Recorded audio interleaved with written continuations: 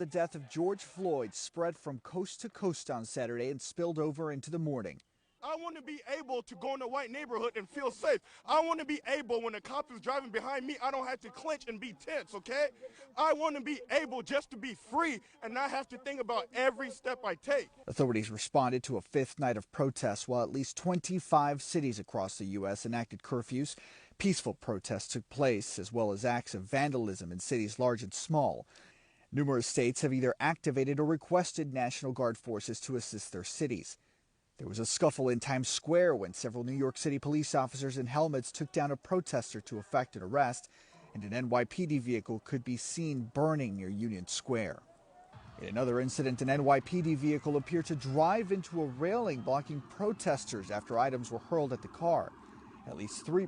The Minnesota National Guard had more than 4,100 citizen soldiers and airmen responding to the Twin Cities, according to a tweet from the Guard.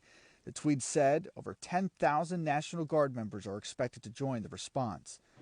A group of protesters who were marching from Minneapolis to St. Paul tried to cross the Lake Street Marshall Bridge, but were met with tear gas. Protesters could be seen running back in the direction that they came from. CNN's Miguel Marquez nearby as protesters held their hands in the air as some people shot off fireworks. Law enforcement let off tear gas and the crowd scattered. Cars were set on fire in Los Angeles, Seattle, and Miami. Members of the California National Guard were deployed to L.A. to support law enforcement authorities amid protests, Mayor Eric Garcetti said in a statement to CNN.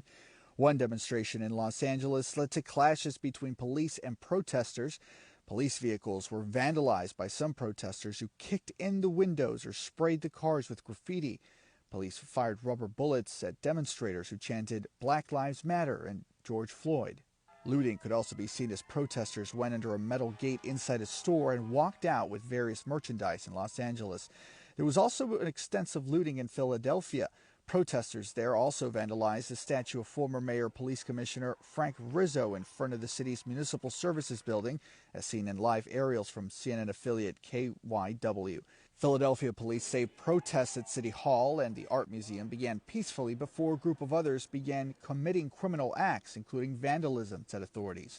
Aerial footage from CNN affiliate WLS showing protesters in Chicago vandalizing police vehicles, some throwing water bottles at police officers in riot gear, while others were seen lifting police barricades and throwing them at police cars.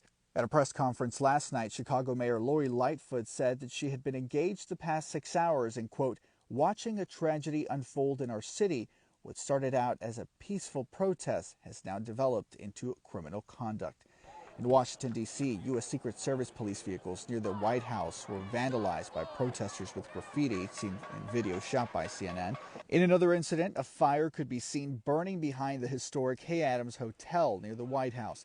In Atlanta, members of the National Guard gathered at Lenox Square Mall after the police department said that it would be assisted by about 20 other agencies to monitor activity and protect retail centers. In downtown, the Atlanta Police Department said one of their officers appears to have been struck by someone riding an ATV and sustained significant injuries as a result. The Georgia governor signed an executive order on Saturday night authorizing the activation of up to 3,000 National Guard troops statewide. Kemp calling for the activation in advance of several planned protests on Sunday. Ohio Governor Mike DeWine activated the Ohio National Guard to respond to protests in Columbus, according to a release from his office. Columbus City Council President Shannon Hardin says she and Democratic U.S. Representative Joyce Beatty of Ohio were among those sprayed during a protest in Columbus Saturday morning. Beatty tweeted a photo sequence of the incident. Democratic Representative John Lewis releasing a statement Saturday night saying he understands protesters' pain, but he called on them to refrain from rioting. I know your pain, your rage, your sense of despair and hopelessness. Justice has, indeed, been denied for too long. Rioting, looting, and burning is not the way. Organize, demonstrate, sit in, stand up, vote. Be constructive, not destructive. History has proven time and again that nonviolent, peaceful protest is the way to achieve the justice and equality that we all deserve. And ahead of what will likely be another wave of demonstrations, the NYPD is recommending any of those peaceful demonstrators simply move away from anybody that might be appearing to actually provoke police. Authorities want to focus on them instead. and not the peaceful protesters, Victor and Christy. It's really the message that we're hearing across the country from law enforcement officers. Polo Sandoval with a look around the country as we're seeing this national moment for us there. Polo, thank you.